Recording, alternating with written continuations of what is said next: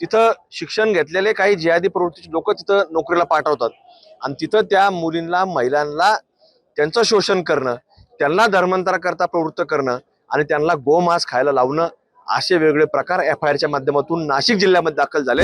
तसं तर वेगवेगळा जिहाद आपल्याला पाहायला मिळतो।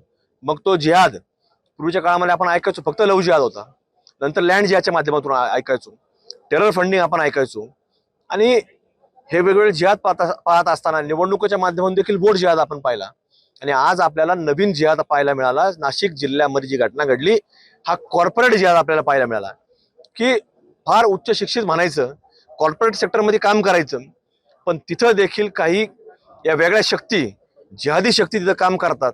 तिथं शिक्षण घेतलेले काही जिहादी प्रवृत्तीचे लोक तिथं नोकरीला पाठवतात आणि तिथं त्या मुलींना महिलांना त्यांचं शोषण करणं, त्यांना धर्मांतराकरता प्रवृत्त करणं आणि त्यांना गोमांस खायला लावणं असे वेगवेगळे प्रकार FIRच्या माध्यमातून नाशिक जिल्ह्यामध्ये दाखल झालेत आणि महाराष्ट्र आणि देशामध्ये ते सर्वांनी चित्र पाहिलंय की कॉर्पोरेट जिहाद हा एक नवीन जिहाद आपल्याला आता पाहायला मिळतोय। त्यामुळं नागरिकांना, आमच्या भारतवासियांना, महाराष्ट्रातील तमाम जनतेला आम्ही हेच सांगत आलोय की हा जिहाद तुम्ही लक्षात घ्या।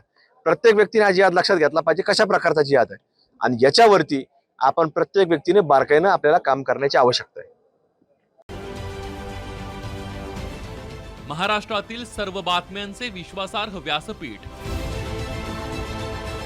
सकाळच्या सर्व सोशल मीडिया प्लॅटफॉर्मला लाईक, फॉलो आणि सबस्क्राईब करा। तसंच सर्व नोटिफिकेशनसाठी बेल आयकॉन प्रेस करायला विसरू नका।